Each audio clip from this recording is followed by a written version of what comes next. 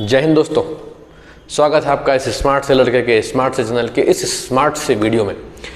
दोस्तों, आप लोग के कमेंट्स लगातार मुझे मिल रहे हैं कि सर बहुत कम टाइम था री एग्ज़ाम के लिए, 15 दिन है मात्र, तो सर इतने कम टाइम में हम कैसे री एग्ज़ाम की तैयारी करें। तो देखिए, री एग्ज़ाम की तैयारी के लिए आपको 15 दिन कम है, ये तो हम जानते हैं, लेकिन इस बात को दिमाग में बिठा लीजिए कि आपके पास कोई दूसरा ऑप्शन नहीं है।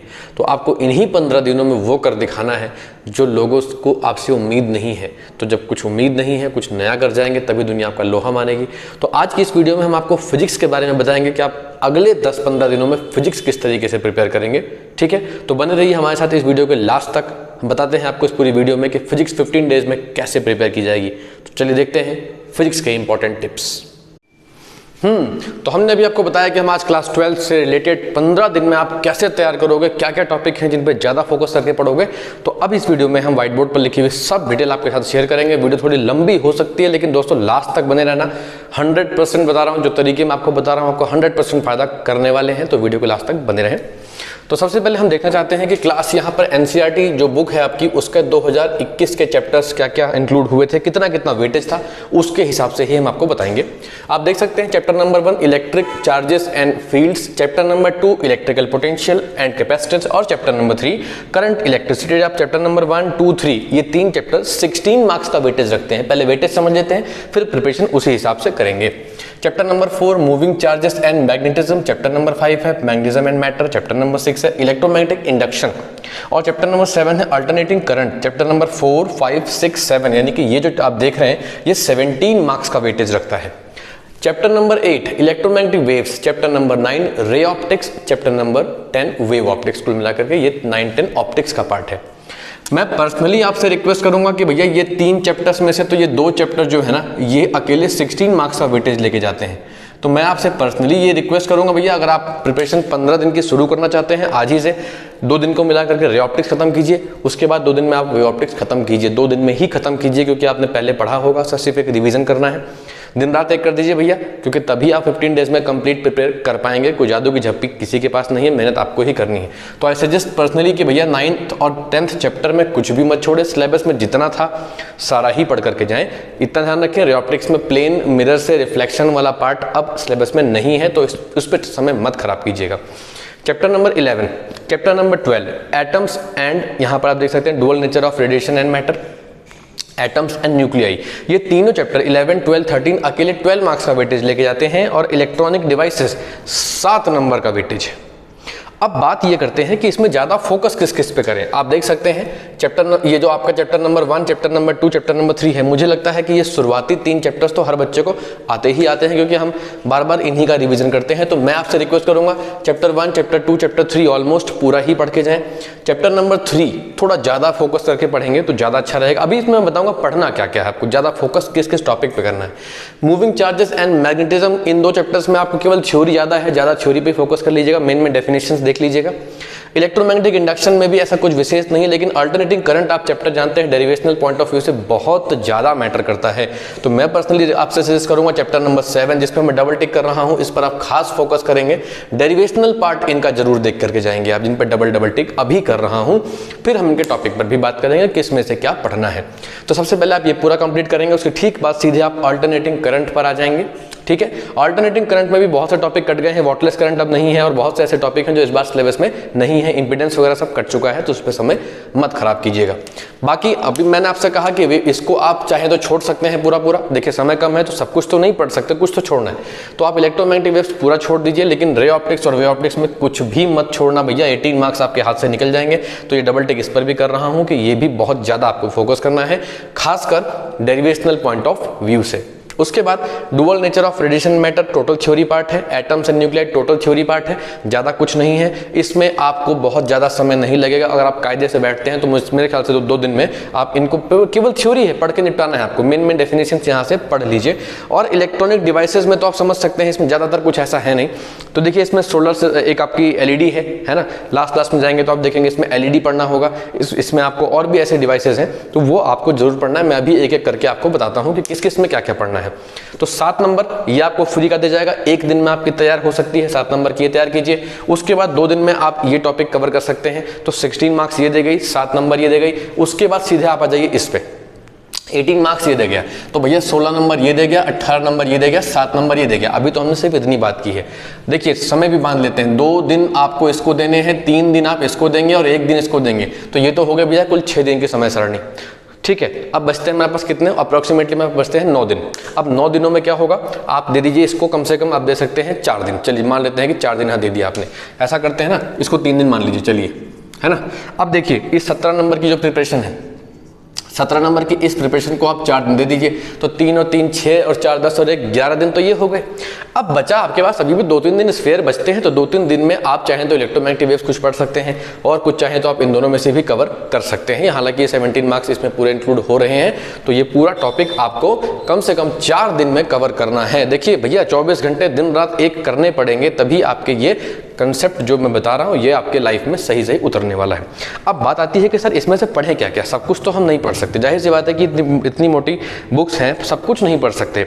सबसे पहले बात करेंगे इलेक्ट्रिक चार्जेस और इलेक्ट्रिक फील्ड्स में, यानी कि हम बात करेंगे इसकी कि इसमें हम क्या क्या पढ़ें। भाई देखिए इलेक्ट्रिक चार्जेस में आप जानते हैं खास कुछ नहीं है, कूलम्ब्स लॉ है, उसको पूरा पढ़ लीजिए, इसके न्यूमेरिकल्स पक्का देख लीजिएगा। इसके अलावा इसमें कोई विशेष ऐसी चीज़ नहीं है, छोटे मोटे क्वेश्चन इसमें से बन सकते हैं कि इंडक्शन की वजह से चार्जिंग क्या होती है, कंडक्शन की वजह से चार्जिंग क्या होती है, ऐसे सुपरपोजिशन प्रिंसिपल वगैरह इसमें से आप पढ़ लीजिएगा। इसमें बहुत ज़्यादा समय मत दीजिएगा, कूलम्ब्स लॉ के न्यूमेरिकल्स में थोड़ा ध्यान दीजिएगा। जब आप इलेक्ट्रिक फील्ड्स में आ जाएंगे तो इलेक्ट्रिक फील्ड्स में आप बहुत इंपॉर्टेंट कुछ डेरिवेशंस हैं, जरूर पढ़ के जाना। जैसे इलेक्ट्रिक फील्ड जो है एक्सियल पॉइंट पे डायपोल की वजह से कितनी होगी, फिर इक्वेटोरियल पॉइंट पे कितनी होगी। इसके अलावा इलेक्ट्रिक डायपोल जरूर पढ़ लीजिएगा, और सबसे खास बात इलेक्ट्रिक फील्ड लाइंस की प्रॉपर्टी जरूर पढ़ लीजिएगा आप इलेक्ट्रिक फील्ड्स के अंदर। ये मैं जो बता रहा हूँ आप इसको वीडियो को स्लो करके आप नोट भी करते रहेंगे तो आपको ज़्यादा आसानी होगी। इसके अलावा फिर आप पढ़ लेंगे एक्सियल वगैरह, मैंने बता दिया आपको, और इसमें ऐसा कुछ नहीं है, लेकिन एक इसमें डेरिवेशन बहुत इंपॉर्टेंट है। किसी रिंग, यूनिफॉर्मली चार्ज रिंग के एक्सिस पर इलेक्ट्रिक फील्ड कितना है ये निकालने वाला कंसेप्ट बहुत जरूरी आप पढ़ लीजिएगा। साथ साथ पोटेंशियल एनर्जी ऑफ डायपोल भी पढ़ लीजिएगा। तो ये तो हुआ आपके पास कुछ 7 या 8 टॉपिक इस पूरे एक चैप्टर में से जिन्हें आपको कवर अप करना है। अब आप कैसे कवर अप करेंगे, समय जितना ज़्यादा आप देंगे उतनी जल्दी ये कवर होना शुरू हो जाएगा। बात करते हैं इलेक्ट्रिक पोटेंशियल और कैपेसिटेंस की। तो भैया हम पहले बात करेंगे इलेक्ट्रिक पोटेंशियल, जिसमें फ्लक्स टॉपिक भी इंक्लूड होगा। सबसे पहले आप इलेक्ट्रोस्टैटिक पोटेंशियल पढ़ लीजिए, ठीक है।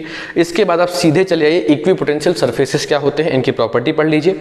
इसके बाद आप सीधे पढ़ लेंगे इलेक्ट्रिक फील्ड इंटेंसिटी और इलेक्ट्रिक पोटेंशियल में रिलेशन, यानी कि जिसे आप पोटेंशियल ग्रेडियंट नाम देते हैं, उसे पढ़िएगा। इलेक्ट्रिक फ्लक्स पढ़िए। गॉस थ्योरम की एप्लीकेशंस 5 हैं। लास्ट वाली एप्लीकेशन आपको पता है कि सिलेबस में से हट चुकी है, तो 4 एप्लीकेशन है, चारों पढ़ के जाइएगा, कोई भी एक एग्जाम में उसमें से आ सकती है। तो ये था आपके पास इलेक्ट्रिक, केवल अभी पोटेंशियल और फ्लक्स में से। आगे बढ़ते हैं इलेक्ट्रिकल कैपेसिटेंस में आते हैं। सर कैपेसिटेंस में क्या पढ़ना है यहाँ पर, तो भैया capacitance chapter derivational point of view से ज़्यादा इंपॉर्टेंट है। तो भैया पैरेलल प्लेट कैपेसिटर आपको पता है इसमें बहुत इंपॉर्टेंट टॉपिक है। तो पैरेलल प्लेट कैपेसिटर की जो विड्थ होती है, जब उसके बीच में हम एक बार डाइलेक्ट्रिक स्लैब डालते हैं और एक बार कंडक्टिंग स्लैब डालते हैं, दोनों डेरिवेशन जरूर पढ़ के जाना भैया, बहुत इंपॉर्टेंट टॉपिक है, बहुत हेल्प करेगा आपकी, तो प्लीज़ इसको जरूर पढ़ करके जाइएगा। इसके अलावा total energy stored in capacitor, ये टॉपिक भी बहुत ज़्यादा इंपॉर्टेंट है, डेरिवेशनल पॉइंट ऑफ व्यू से बता रहा हूँ, जरूर से जरूर इसको पढ़ करके जाइएगा। इसके बाद हम आके देखते हैं, तो इसके अलावा और इसमें कोई ऐसे टॉपिक नहीं है जिसको मैं कहूँ कि बहुत ज़्यादा फोकस कीजिएगा, बस ये मेन टॉपिक है। इसमें एक टॉपिक आपको वॉन डे ग्राफ जनरेटर मिलेगा, नहीं कीजिएगा, सिलेबस में हट चुका है, ठीक है।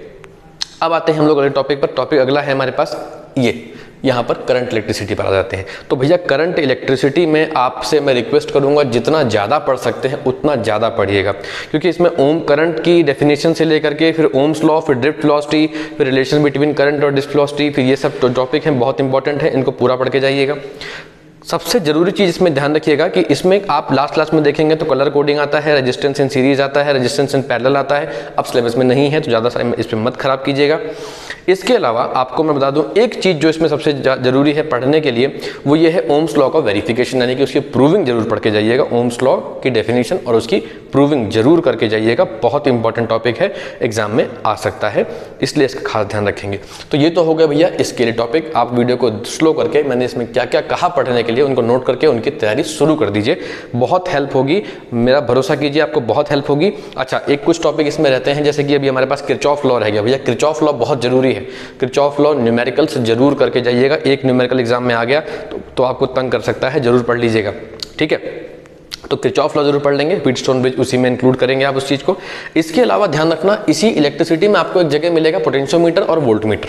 तो जरूरी आप बहुत ध्यान दीजिएगा कि पोटेंशियोमीटर को जरूर पढ़ के जाएंगे। 3 उसके एप्लीकेशंस आपको पता ही हैं, उसको जरूर पढ़ के जाएंगे आप, क्योंकि उनमें से एक जरूर वैल्यू बेस्ड क्वेश्चन में इंक्लूड होने वाला है। 100% कंफर्म न्यूज़ आपको मैं दे रहा हूं, तो जरूर पढ़ के जाइएगा। बाकी इसी चैप्टर में आप आगे बढ़ेंगे तो heating effect of electric current नाम से भी टॉपिक मिलेगा, जहां पर आपको बहुत सी चीज़ें पढ़ने को मिलती हैं, जैसे करंट की वजह से हीट कितना जनरेट हुआ वगैरह वगैरह। नहीं पढ़िएगा, छोड़ दीजिए, पूरा छोड़ दीजिएगा, सीधे आगे बढ़ जाइएगा। आगे बढ़ेंगे तो क्या मिलेगा, मैग्नेटिक फील्ड ड्यू टू ये टॉपिक मिलेगा आपको, मूविंग चार्जेस एंड मैग्नेटिज्म, और ये टॉपिक मिलेंगे आपको। तो मैं आपसे पर्सनली रिक्वेस्ट करूंगा कि इनको छोड़ते हुए सीधे आप अल्टरनेटिंग करंट पे चले आइएगा। सबसे पहले जब आपका अल्टरनेटिंग करंट तैयार हो जाएगा तभी आपको यहाँ बाकी की चीज़ें समझनी होंगी। ये chapter derivational point of view से बहुत ज़्यादा इंपॉर्टेंट है। तो क्या क्या पढ़ना है आपको, इसमें आरएमएस वैल्यू पढ़नी है, किसी भी चीज़ की आरएमएस, यानी ईएमएफ की भी करंट और करंट की भी, दोनों की आरएमएस वैल्यू की डेरिवेशन जरूर कर लीजिएगा। इंपीडेंस ट्रायंगल चाहे छोड़ दीजिएगा, लेकिन आप इंपीडेंस की डेरिवेशन जो है ग्राफिकल मेथड से आपको ध्यान होगा, वो जरूर करके जाइएगा। इसके अलावा इसमें हम देखते हैं एलसी ऑसिलेशन है, एक बार पढ़ लीजिएगा। एनर्जी स्टोर्ड इन इंडक्टर और कैपेसिटर, और इसमें तीनों में आता है, जरूर पढ़ लीजिएगा। और क्यू फैक्टर हटा दीजिएगा, सिलेबस में नहीं है। रिजोनेंस इस बार सिलेबस में नहीं था, छोड़ दीजिएगा उस चीज़ को। वॉटलेस करंट भी सिलेबस में नहीं था, इस बार इसको भी आप छोड़ सकते हैं। तो ये कुछ टॉपिक थे जो इसमें से रिमूव हो गए। अब आ जाते हैं भैया पर्सनली ऑप्टिक्स की तरफ। तो भैया ऑप्टिक्स में मैंने आपसे पर्सनली रिक्वेस्ट कर रहा हूँ, 18 नंबर का है। मैं पर्सनली कोई भी टॉपिक छोड़ने के लिए सजेस्ट नहीं करूंगा, क्योंकि सीबीएसई ने ऑलरेडी इसमें से काफी टॉपिक हटा दिए हैं। तो भैया 18 मार्क्स का ये आप पूरा का पूरा प्रिपेयर जरूर कर लीजिएगा, कुछ नहीं छोड़ेंगे आप। Dual nature and radiation of matter, atoms and nuclei, और इसमें आपको ध्यान पता ही होगा, इसमें आपको सबसे ज्यादा रेडियो एक्टिविटी के बारे में पढ़ना है, एटम्स एंड न्यूक्लियाई चैप्टर्स में। इन तीनों में आपको केवल थ्योरी पार्ट है, पूरा कवर कीजिएगा। और इलेक्ट्रॉनिक डिवाइसेस में आपको बता दूं, वही आपके पास एलईडी है एक, तो कि भाई एलईडी का फंक्शन क्या होता है, कैसे काम करती है, ठीक है ना। फॉरवर्ड बायस करंट क्या होता है, रिवर्स बायस करंट क्या होता है, और इनमें से कौन कौन से ऐसे, जैसे एलईडी हो गया है ना, सोलर सेल हो गए, इनमें कौन फॉरवर्ड बायस्ड है, कौन रिवर्स बायस पे काम करता है, ये सब टॉपिक जरूर पढ़ के जाइएगा।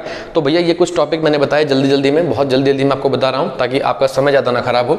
मैं आपको फिर से रिपीट कर दूँ, पर्सनली मैं आपको इस 16 मार्क्स में कोई कंजूसी करने का सजेशन नहीं दूंगा, फिर मैं आपको इन 18 मार्क्स में कोई टॉपिक छोड़ने का सजेशन नहीं दूंगा। जब आपके ये 2 टॉपिक कंप्लीटली तैयार हो जाएंगे तो मैं आपसे रिक्वेस्ट करूंगा कि आप इस 17 नंबर की तरफ जाएं। डेज मैंने यहां बांट दिए हैं, आप इन डेज के हिसाब से चल सकते हैं। इस 16 नंबर की तैयारी मात्र 3 दिन में, 18 नंबर की अब आप कहेंगे सर 17 नंबर को 4 दिन, 18 को 3 दिन, क्योंकि ऑलरेडी मैं बता रहा हूं ऑप्टिक्स में से काफी टॉपिक कटे हुए हैं, ज्यादा समय नहीं लगेगा। इसकी डेरिवेशंस भी कंसेप्ट बेस होती है, डायग्राम बनाना जरूर सीखिएगा। मैं आपको सजेस्ट कर दूं, इनकी डेरिवेशन रटिए मत, डायग्राम बनाइए, डायग्राम से देखिए कौन सा ट्रायंगल ले रहे हैं, किसको सिमिलर प्रूव कर रहे हैं, कैसे कर रहे हैं, जल्दी प्रिपेयर हो जाएगा आपका। इसके अलावा ये थ्योरेटिकल पार्ट है, इसको पूरा आपको रट करके ही जाना है, ठीक है। पर्सनली मैं आपको सजेस्ट जो चीज़ें करूंगा, आपको क्या क्या चीज़ें ऐसी हैं जो वैल्यू बेस्ड क्वेश्चन जा सकती हैं, तो आप यहाँ पर जब देखेंगे तो पोटेंशियोमीटर आपके लिए बहुत जरूरी चीज़ है, आ सकता है।